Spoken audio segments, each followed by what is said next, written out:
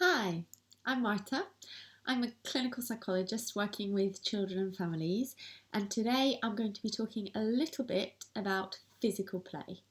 So, physical play is also sometimes called locomotor play, and it's the way that we think about physical play. It's things like running and doing physical activity, climbing, jumping, anything like that is considered physical play. And today I've been asked a few questions, so I'm going to try and answer them for you. And as always, if you have any more questions about the topic, then feel free to contact me or to ask me following the video. So the first question is, how much physical activity does a primary age child need each day? So there are specific guidelines on physical activity, and one of the reasons for that is to support children in being physically healthy. And for children of primary school age, so from the age of like 5 onwards, it is 60 minutes, an hour across the week. And what that looks like for these children is that they need to engage in aerobic exercise, which I will explain in a minute, as well as exercises that build muscles and strength. So aerobic exercise is anything that gets children out of breath.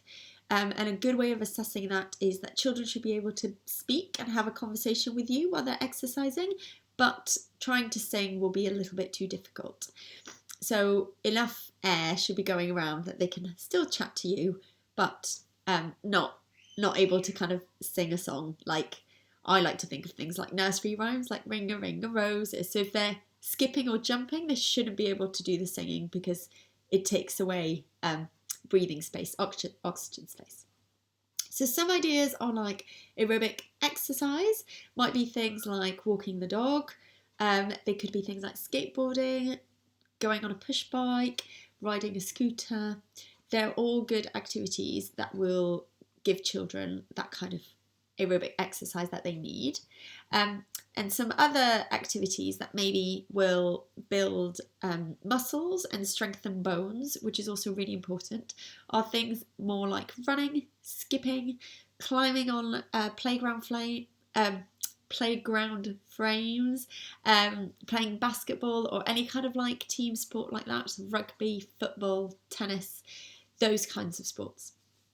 So for primary school age, the thing to think about in terms of the guidelines is that it's about 60 minutes of moderate physical exercise across the week.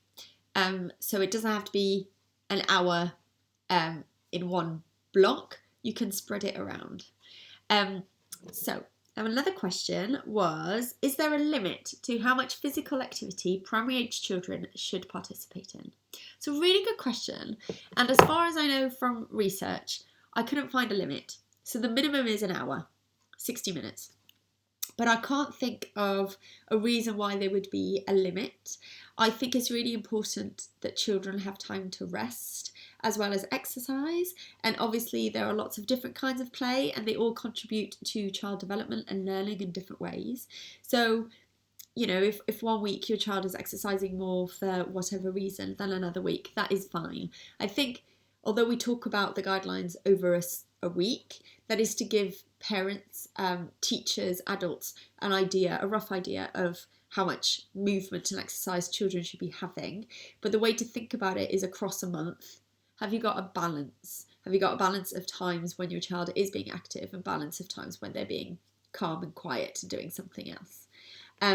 So no, the short answer is there isn't really a limit, but it's also really useful for you to think of boundaries and when is enough to kind of know that your child is being physically healthy but not over exercising. The third question I've got is, what type of physical activity does this include and why is it important? So I think I've kind of actually answered that one. So aerobic exercise, as well as building physical strength and so physical strength muscles, but also bones. So those are the strength type exercises. So more like the climbing, the more high impact kind of social team games, team sports. They're the ones that will be building more of the muscle strength. What are key differences between girls and boys when it comes to physical activity? So I think this is a really good question. There really isn't any. Like, research-wise, what we know is physically, boys and girls are able to do the same kinds of physical activity. It is not biologically that there is something different to girls and boys, or that boys are stronger or girls are weaker. That isn't true. It is on interest. So sometimes often boys, but not always, are more interested in physical activity. And that is, again, a biological thing. So boys have more testosterone, which often means that they have more kind of physical energy that they have to expend. And therefore, they may appear more boisterous and more physical. However, girls also have testosterone. We just have a smaller level of it in our bodies. And so some girls are much more interested in physical play. They're more willing to engage in something a lot more physical than reading or something more quiet. And similarly, some boys prefer quiet play to physical play. So there isn't a biological physical difference. I think it is about encouraging children to have different interests and to make sure that children are engaging in some form of physical activity across the week, something that they enjoy, something that they can get the health benefits from. But also enjoyment is always key when we think about physical activity, because if it's not enjoyable, that they might be building aerobic capacity and they might be building muscle strength, but it won't be something that your child will continue without your active support. So as long as your child is enjoying it, they will probably do more of it and engage in it willingly without you having to encourage or force it. So when it comes to girls and boys, I would say it's not really about gender. It's more about children's individual interests and how you foster that than anything biological or gender related. So I hope that answers that question. The next question I have is, do you have any suggestions or tips on how to help engage more children to participate in physical activity? So this is a really good question.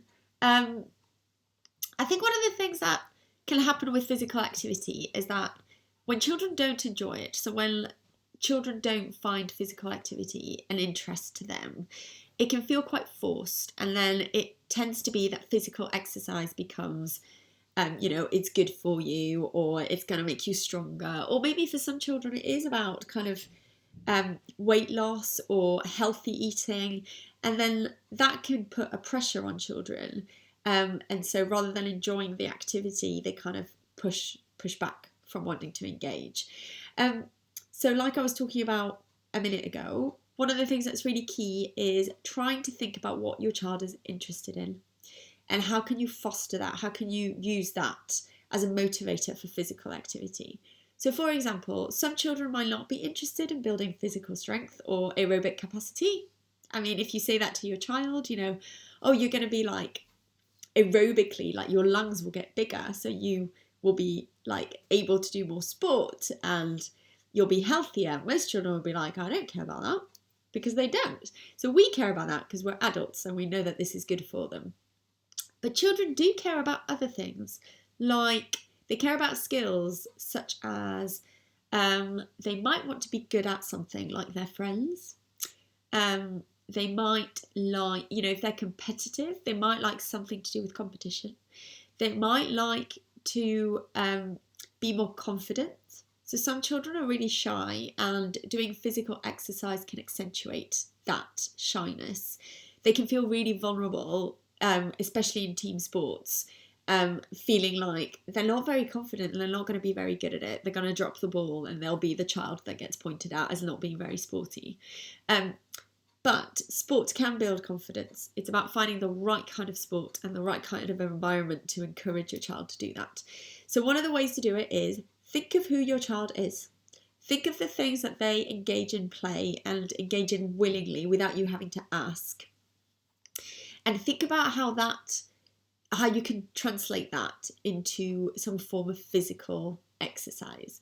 And if your child is really into books, because I know that happens, I've spoken to lots of parents who say, but my child just likes to read and draw. How am I going to talk about that in terms of physical exercise? Think about the characters in the books that your child sees as heroes or are really into. So for example, lots of children like Harry Potter. Harry Potter's really sporty. He plays Quidditch. So is there a sport a little bit like Quidditch? And is there something that you can transform into making a little bit fun, a little bit magical? It could just be a make-up ball game, okay? Because it's about aerobic exercise and it's about kind of building muscle strength and bone strength.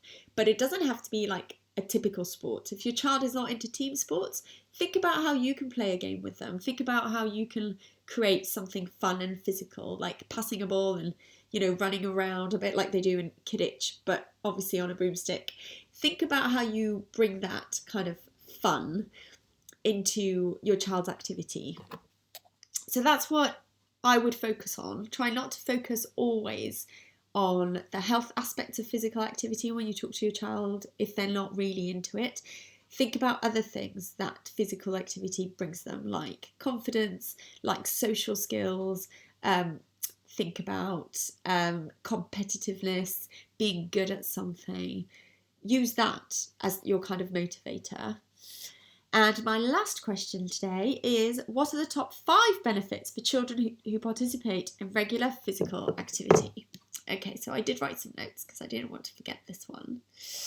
So, one of the benefits is, so I can give, I've already spoken about 2. One of them is aerobic capacity, which is really important in terms of energy levels and in terms of health. So it's really good for our hearts, and it's really good to like maintain weight and make sure that we are healthy and being physically active. The second benefit is strengthening bones and muscles. And the way that we strengthen bones is through doing strengthening exercises. So that might also include things like sit-ups, and that's why kind of holding onto play bars like pull-ups and that kind of thing is really good. That strengthens our bones. So those 2 I've already mentioned. Another one is that physical activity really helps with academic learning. And I'm going to separate this one. I'm going to cheat a little bit because it's hard to find like 5 distinct ones, but I'm going to separate it into 2. So it helps with what we call executive function, which is this part, the frontal part of the brain. And it's often something that young children struggle with because that part of their brain isn't fully developed. So executive function helps us with planning, organising, and initiating tasks. And one of the things that happens with physical activity, particularly team sports, but also sports like tennis, or even like I was talking about, you know, passing a ball and creating like a fun game, is that you have to do some initiation. You've got to do some planning, which might include like, who am I going to pass the ball to next? Where am I running to? Who am I running away from or towards? And it includes organisation. You have to organise your body, and you have to do lots of very quick thinking in that moment. For example, if you're playing basketball, to organise yourself in place to catch the ball from your teammate and then try and put it into the hoop. There are lots and lots and lots of steps involved in playing a team sport like that. Tennis, which is an individual sport, but obviously often played in pairs, that also includes the same thing. Really good eye coordination. Again, planning, where am I going to hit this ball next? Planning your body. All those things are part of executive function. And then that then does translate into the school academically, in terms of the school context academically, when children have to initiate a task, plan a task, or organise things. Because the more you work those systems in your brain through physical activity and play, the quicker those neural connections are formed, and then they help you in other contexts like learning. So that's my third kind of benefit, executive function. And the other one is that taking physical breaks has been shown in lots and lots of studies to really help with academic learning. It helps with focus and it helps with concentration.